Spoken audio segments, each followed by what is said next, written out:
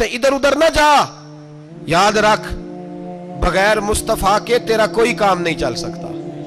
بغیر نبی پاک کے تیری زندگی گزر سکتی سوال ہی نہیں پیدا ہوتا. یہ وسیلہ ضائع نہ کر بیٹھنا, ایسے کسی کی بات میں نہ آ جانا. یہ ایمان ہے, یہ ایقان ہے, یہ لذت ہے, یہ حسن ہے, یہ سرمایہ ہے. کسی جگہ اس میں کوتاہی نہ کر لینا, ایک ذرہ برابر تیرے دل میں نقص نہ واقع ہو جائے. یاد رکھنا نیک اعمال بھی وسیلہ ہے. اللہ کرے کہ ہمارے عمل ایسے ہوں کہ اللہ کی بارگاہ میں قبول کیے جائیں. اللہ کرے کہ ہمارے عمل ایسے اعمال کا وسیلہ دینا 100% جائز ہے, اس میں کوئی گنجائش نہیں. حدیث پاک سنیے, میرے رسول پاک سید عالم صلی اللہ علیہ وسلم نے فرمایا بنی اسرائیل کے 3 لوگ تھے, نیک آدمی تھے. سفر پہ جا رہے تھے تو بارش تیز آ گئی. صحیح بخاری کی حدیث ہے. تیز بارش آئی, ایک غار میں پناہ لی بارش سے بچنے کے لیے. اچانک طوفان آیا تو ایک پتھر لڑک کر غار کے منہ کے آگے گر گیا. اندھیرا چھا گیا اندر, اندھیرا, طوفان ہے, پریشانی ہے. میرے حبیب پاک علیہ السلام فرماتے جب اندھیرا دم گھٹنے لگا, اندھیرا ہونے لگا, پریشان ہونے لگے, ایک بولا, کہنے لگا اگر زندگی میں کوئی نیک کام کیا ہے تو اس کو یاد کر کے دعا مانگو. اللہ کرے ہم سے کوئی نیک کام ہو جائے. جو ہوتے ہیں اس میں بھی ریاکاری ہوتی ہے, اس میں بھی ملاوٹ ہوتی ہے. کوئی نیک کیا ہے تو دعا مانگ لو. ایک نے ہاتھ اٹھائے اور دعا کیسے مانگی؟ اللہ اکبر. عرض کرنے لگا اے اللہ تو جانتا ہے میں نے بکریاں رکھی ہیں, میں دودھ دھو کے بیچتا ہوں, میرے بیٹے بھی ہیں, بیٹیاں بھی ہیں, اولاد بھی ہے, اور میرے پاس لوگ دودھ خریدنے بھی آیا کرتے تھے, پر اللہ میرے بوڑھے ماں باپ ہیں. میں نے اپنی زندگی کا طریقہ بنایا ہے جب تک ابا جی دودھ نہیں پیئیں گے کسی کو نہیں ملے گا. جب تک میری بوڑھی ماں کے لبوں سے دودھ نہیں لگے گا کسی کو نہیں ملے گا. اے اللہ وہ رات بھی تو جانتا ہوگا جب میں دیر سے آیا, دودھ دھویا تو ماں باپ سو چکے تھے. عرش کے مالک تو بھولا نہیں کرتا, تو بھولنے سے پاک ہے. میرے رب میں دودھ کا پیالہ لے کے ساری رات کھڑا رہا ماں باپ کے سرانے, نہ میں نے دودھ بیچا نہ میں نے بچوں کو دیا. آدھی رات کے بعد ان کی آنکھ کھلی, انہوں نے دودھ پیا.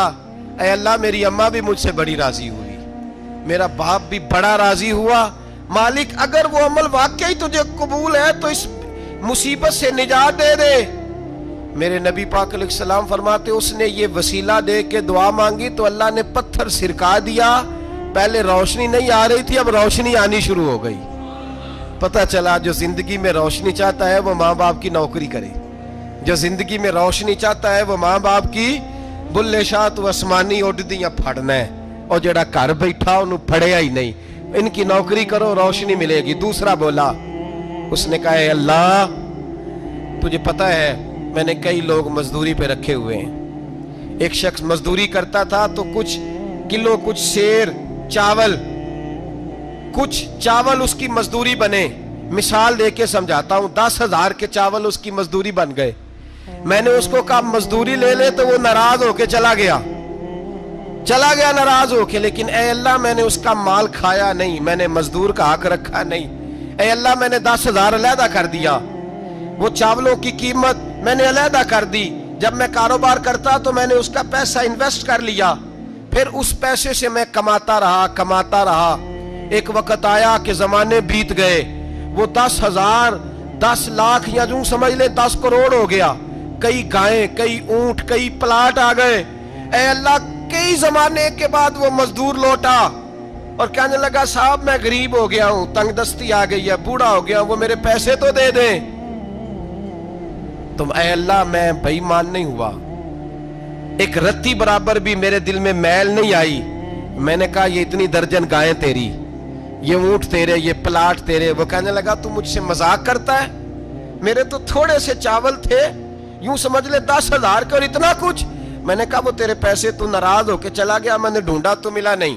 وہ تیرے پیسے میں نے انویسٹ کیے تو آج یہ سارا سرمایہ اسی کا ہے. اے اللہ وہ بوڑھا مزدور جب اتنی گائیں ملی, اتنے اونٹ ملے, اتنے اسے پلاٹ ملے تو وہ روتا دعائیں دیتا گیا.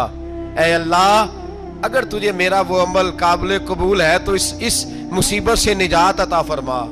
میرے نبی پاک سید عالم صلی اللہ علیہ وسلم فرماتے پتھر تھوڑا اور ہٹ گیا. اب تیسرا بولا عمل کا وسیلہ دے کے, او بھائی کوئی عمل بچا کے رکھ, کچھ کر لے, کچھ زندگی میں اکٹھا کر لے. کوئی تو ایسا عمل ہو جب قیامت آئے تو مصیبت سے بچ سکے, تو قبر میں مصیبت سے بچ سکے, تو دنیا میں مصیبت سے بچ سکے. میرے رسول پاک سید عالم صلی اللہ علیہ وسلم فرماتے ہیں, تیسرا بولا, کہنے لگا اے اللہ تو جانتا ہے میں جوان, میں رانا, میں حسین, مجھے عورتیں دعوت دیتی تھی, اپنی طرف مائل کرتی تھیں, لیکن میں کسی پر نہ دیکھتا, بس ایک چچا کی بیٹی پہ میں عاشق ہو گیا, اس کے میں قریب جانے لگا, بلانے لگا, 100 دینار بھی اکٹھے کیے اس کو دینے کے لیے. ایک ایسا وقت آیا کہ وہ راضی بھی ہو گئی. اے اللہ تنہائی بھی آ گئی. یوں سمجھ لو کہ میں جوان بھی, حسین بھی, مالدار بھی, میں چاہوں تو ایک ایک دن میں 4 دفعہ میں بدکاری کر سکتا تھا. اے اللہ ساری خوبیاں تھیں. وہ بی بی میرے پاس آئی, کمرہ, تنہائی, کوئی دیکھنے والا نہیں تھا. جب میں اس کے قریب جانے لگا تو وہ عورت کہنے لگی تو رب سے ڈر جا, رب سے ڈر جا, رب سے ڈر جا. اے اللہ طاقت بھی, جوانی بھی, حسن بھی, مال بھی, میں سب کچھ کر سکتا تھا پر تیری لیے. اور اگر مسلمان ہوگا تو کہے گا اے اللہ تیرے رسول کے لیے, اے اللہ مدینے والے چاند کی بات مان کے, اے اللہ آمنہ کے معصوم کی بات مان کے, اے اللہ جناب فاطمہ الزہرا کے ابا کی بات مان کے میں نے اپنے نفس کی خواہش کو کچلا, اور کچل کر کے میں نے وہ گناہ نہیں کیا, اس کو آزاد کر دیا. اگر وہ عمل تیری بارگاہ میں قبول ہے تو نجات دے دے. میرے نبی پاک فرماتے ہیں بس دعا ختم ہوئی تو اللہ نے پہاڑ دور پھینک دیا, اللہ نے نجات دے دی. اللہ کرے میری ملت کے جوان کو بھی یہ نیکی نصیب ہو جائے, اللہ کرے ماں باپ کی خدمت کرنے والے بن جائیں, اللہ کرے ہم مزدوروں کا حق دینے والے بن جائیں, اللہ کرے ہم بے ایمانی دھوکے بازی کو چھوڑ دیں. اگر کوئی ایسا عمل ہوگا تو اللہ دنیا میں بھی نجات دے گا مشکلوں سے, قبر میں بھی اللہ نجات عطا فرمائے گا, قیامت میں بھی اللہ. عمل کا وسیلہ دینا رب کی بارگاہ میں جائز ہے. بولیے اللہ کے ناموں کا وسیلہ دینا جائز ہے. کوئی بھی عبادت اگر خلوص کے ساتھ کی جائے, میرے نبی پاک نے فرمایا فرض نماز پڑھ کے تو جو دعا بھی مانگے گا رب تیری قبول فرما لے گا. فرض نماز پڑھ کے جو 2 دعا بھی مانگے گا اللہ تیری, اس کا مطلب ہے اعمال کی برکت سے اللہ دعائیں قبول کرتا ہے. اللہ دعائیں قبول, بس پھر وہی دعا کرتا ہوں اللہ ہمیں خلوص والے عمل کی توفیق عطا فرما. اچھا اگر یہ والا وسیلہ جائز ہے تو بتائیے نبی پاک کا وسیلہ جائز نہیں؟ عمل میں تو کوئی کوتاہی ہو سکتی ہے, لیکن حضور کی وجاہت میں کوئی کوتاہی ہو سکتی, نبی پاک کی رحمت میں کوئی کمی ہو سکتی. ادھر سنو ایک پہلو ذرا گہرائی سے, ایک بات عقیدے کی اس کو یاد رکھنا, اللہ کو کوئی بندہ نا مجبور نہیں کر سکتا کہ ہم نے نبی پاک کو لا کے کھڑا کر دیا ہے تو اللہ مجبور نہیں ہو گیا. یہ سمجھ لیں اللہ مجبور ہے, ایک مجبور ہوتا ہے, ایک پیار ہوتا ہے. ان دونوں چیزوں میں اللہ کو اپنے رسول سے پیار ہے. نبی پاک فرماتے ہیں میں دعا کرنے گیا, اے اللہ میری امت پہ قحط نہ آئے. اللہ نے فرمایا ابھی نہیں آئے گا. اے اللہ میری امت کے چہرے نہ بدلیں, گناہ کریں تو مسخ نہ ہو, ابھی نہیں بدلیں گے. حضور فرماتے ہیں میں نے ہاتھ اٹھایا کہ اللہ یہ آپس میں لڑے نہ. توجہ کرنا جملوں پہ, اے اللہ یہ آپس میں لڑے نہ. اللہ یہ بھی کہہ سکتا تھا ابھی یہ نہیں قبول کرنی دعا. اللہ بے نیاز ہے نا, چاہے قبول کرے اور چاہے, توجہ کرو غور کرو بات پہ, اللہ چاہے تو قبول کرے چاہے تو. اے اللہ میری امت لڑے نہ, تو یہ نہیں فرمایا ابھی قبول نہیں کرتا, کہ محبوب یہ دعا مجھ سے مانگ ہی نہ. اے حبیب تو دعا مانگ, تو مانگے میں قبول نہ کروں, یہ ہو نہیں سکتا. اس طرح کر یہ دعا مجھ سے. نبی پاک نے منافقین کے لیے دعا کرنی چاہیے کہ اے اللہ, اے مولا تو مہربانی فرما, اے اللہ کرم فرما, منافقین کو بھی بخش دے. تو میرے رسول پاک علیہ السلام فرماتے ہیں رب کریم نے مجھے منع کیا, اے محبوب یہ والی دعا, یہ دعا ہی نہ مانگ. یہ دعا اللہ کو کوئی مجبور کر سکتا, لیکن اگر اللہ پیار کرے تو. بھائی دنیا داری کا چودھری صاحب کا, مولوی صاحب کا, پیر صاحب کا ایک عام مشہور مقولہ ہے, فلاں بندہ آ گیا تھا اس کو میں انکار نہیں کر سکتا تھا. کیوں جی؟ وہ بندوق لے کے آیا تھا, کر دینا تھا انکار. فلاں آدمی آ گیا تھا پھر میں اس کو انکار اور فلاں بندے کو ساتھ لے آیا تھا، اس کو انکار ہو سکتا؟ کیوں جی؟ دو باتیں ہوتی ہیں، یا پیار بڑا ہے یا عزت بڑی ہے، دو ہی باتیں ہیں، یا میں اس سے پیار بڑا کرتا ہوں یا میں اس کی۔ اللہ اپنے نبی سے پیار بھی بڑا کرتا ہے اور اپنے نبی کی عزت بھی بڑی فرماتا ہے۔ بس یہ سمجھ لے بات۔ وسیلے کا معنی یہ ہے کہ اللہ اپنے نبی سے پیار کرتا ہے، اپنے محبوب کو اللہ بڑی عزت عطا فرماتا ہے۔ نبی پاک سید عالم صلی اللہ علیہ وسلم کے وسیلے کا یہ حال تھا کہ صحابہ ہر کام کے لیے دروازے رسول پہ پہنچ جاتے تھے۔ پیاس لگی تو حضور کے پاس، بھوک لگی تو نبی پاک کے پاس، حضرت ابو ہریرہ کو حافظہ چاہیے تو نبی پاک کے پاس، کسی کو اولاد کی ضرورت ہے تو وہ رسول پاک کے پاس، کسی کو طاقت کی ضرورت ہے تو وہ بھی نبی پاک کے پاس۔ ہر آدمی جاتا تھا، انہیں پتا تھا دیتا خدا ہی ہے پر وسیلہ مصطفیٰ دیتا ہے صلی اللہ علیہ۔ اور حضور نے فرمایا انما انا قاسم، بخاری مسلم ہے، فرمایا میں تو بانٹنے والا ہوں، میں قاسم ہوں، میں قاسم ہوں، واللہ یؤتی، ہاں عطا کرنے والا اللہ ہے، میں قاسم ہوں اور دینے والا اللہ ہے۔ صحابہ ہمیشہ نبی پاک کے واسطے سے دعا مانگتے، انہیں پتا تھا اگر تیرے واسطے سے مانگوں تو کوئی دعا بے اثر نہ ٹھہرے۔ ترمذی شریف، ابن ماجہ، دیگر تمام کتب میں امام احمد نے اپنی مسند میں نقل کیا۔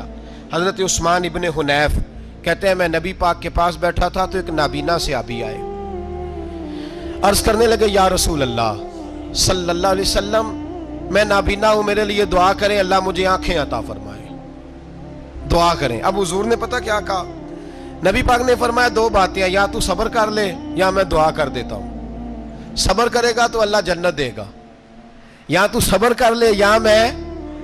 صحابی بڑے پیارے تھے، کہنے لگے یا رسول اللہ جنت تو اللہ اپنے فضل سے دے گا ہی، میں نے نہیں صبر کرنا، مجھے آنکھیں چاہیے، اور پھر یہاں آ کے صبر کروں، این خزانے کے پاس جا کے صبر کروں؟ حضور میں نہیں صبر کرتا، اب دعا کریں۔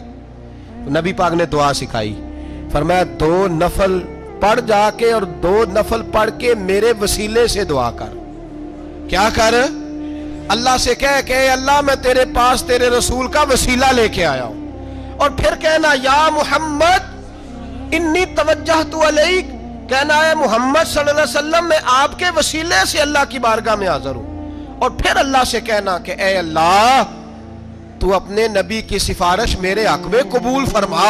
کون سکھا رہا ہے؟ بولیے کس کو؟ بولیے۔ کہا جا میرے وسیلے سے جا کے دعا کر۔ حضرت عثمان کہتے ہیں وہ چلے گئے، دو نفل پڑھے، حضور کے وسیلے سے دعا مانگی۔ فرماتے ہیں وہ چلے گئے پر ہم کوئی نہیں گئے۔ آپ کیوں نہیں گئے؟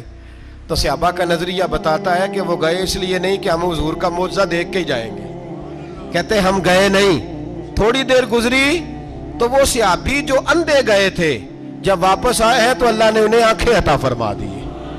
گئے تھے تو نابینا تھے، آئے تو بینا ہے۔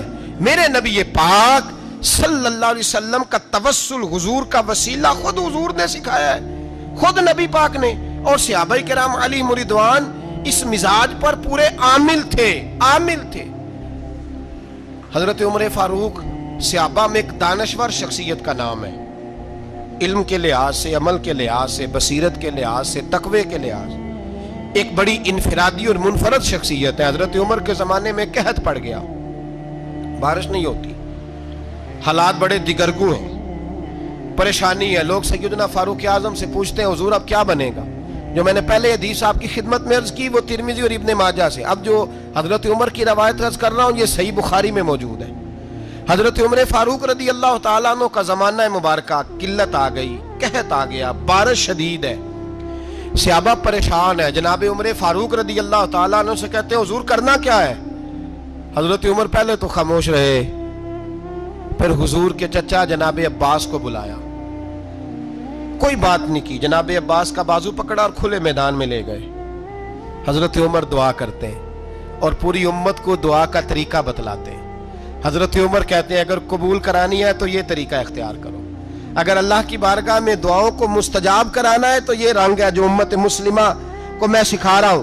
حضرت عمر نے جناب سیدنا عباس رضی اللہ تعالیٰ عنہ کو کھڑا کیا سامنے اور دعا فرمائی، اللہم انا نتوسل الیک بنبیک، اے اللہ ہم تیری بارگاہ میں تیرے نبی کے وسیلے سے دعا کرتے ہیں، فتسقینا، ہمیں بارش عطا فرما، ہمیں کس کے وسیلے سے؟ حضور، اور پھر کہا اللہم انا نتوسلک بام نبیک، اے اللہ ہم نے اپنے نبی کے چچا کے وسیلے سے بارش عطا فرما، اے اللہ ہمیں اپنے رسول کے چچا کے وسیلے سے، حضرت عباس کے وسیلے سے بارش دے۔ صحابہ کہتے ہیں جب ہم گئے تھے دعا مانگنے تو خشک سالی تھی، اور جب گھروں کو آ رہے تھے تو ہمارے کپڑے بارش سے بھیگ چکے تھے۔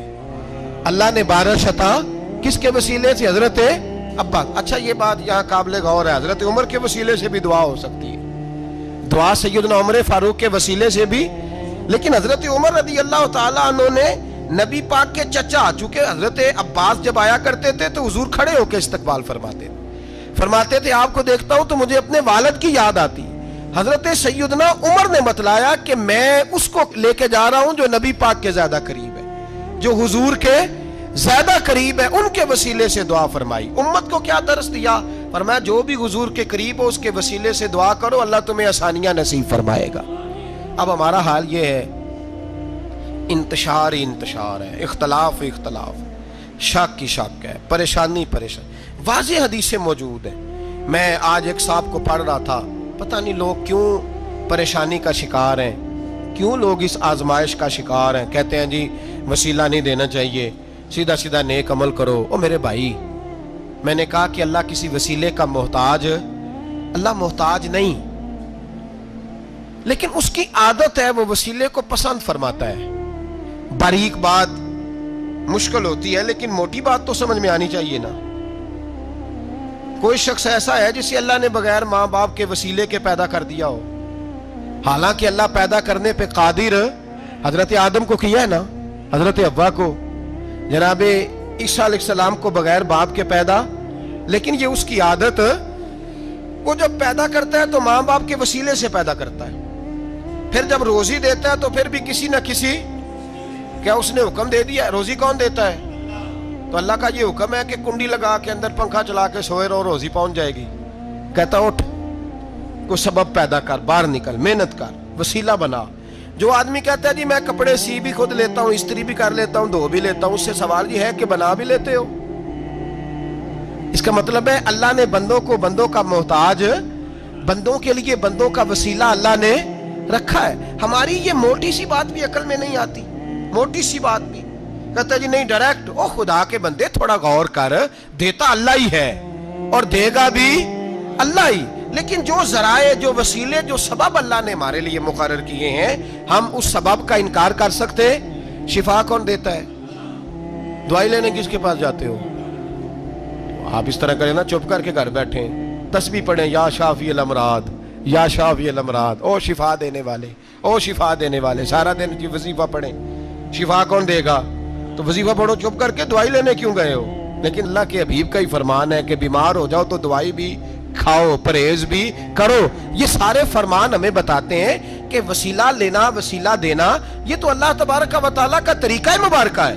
لوگ اتنی سی بات کو نہیں سمجھتے، اور قرآن نے واضح طور پہ کہہ دیا وَابْتَغُوا إِلَيْهِ الْوَسِيلَةَ، اور سورہ بقرہ گھر جا کے کھولنا، آیت نمبر 99، 80 اور 9، 99 آیت پڑھنا۔ کفار نے، یہودیوں نے نبی پاک کی علامتیں پڑھ لی تھی تورات، زبور اور انجیل میں۔ اللہ کا قرآن کہتا ہے وَكَانُوا مِن قَبْلُ يَسْتَفْتِحُونَ عَلَى الَّذِينَ كَفَرُوا، فرمایا جب میرے نبی نہیں آئے تھے تو یہ یہودی میرے رسول کے وسیلے سے اللہ سے فتح مانگا کرتے تھے، اور جب یہ رسول کا وسیلہ دیتے تھے تو اللہ انہیں فتح عطا فرماتا تھا۔ امام حاکم نے مستدرک میں لکھا ہے، اور امام حاکم انہی شرطوں پر حدیثیں بیان کرتے ہیں جن شرطوں پر امام بخاری اور مسلم بیان کرتے ہیں۔ امام حاکم کہتے ہیں کہ نبی پاک صلی اللہ تعالی علیہ وآلہ وسلم کے وسیلے سے ہر چیز اللہ عطا کرتا ہے۔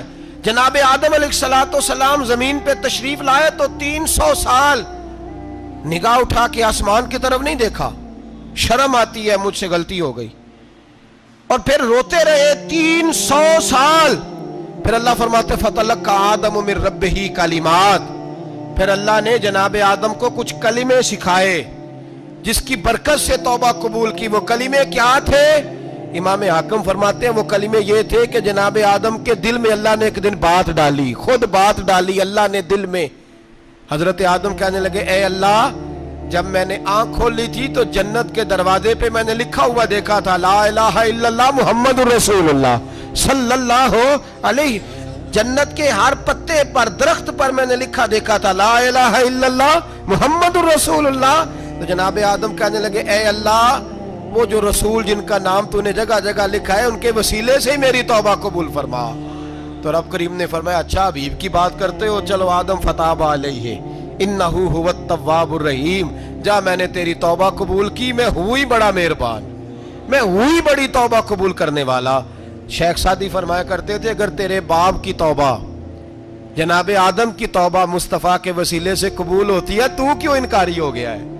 تو کیوں انکاری ہو گیا؟ کیوں نہیں حضور کا وسیلہ مانگتا؟ میرے نبی پاک سید عالم صلی اللہ تعالی علیہ، لوگ بڑی ڈھٹائی سے انکار کرتے ہیں، بڑی دلیری سے انکار کرتے ہیں۔ او خدا کے بندو، یہ وسیلہ تو بڑا ضروری ہے، یہ وسیلہ تو بڑا قیمتی ہے۔ میرے نبی پاک صلی اللہ تعالی علیہ وآلہ وسلم نے خود یہ وسیلہ سکھایا، صحابہ اس کے قائل تھے۔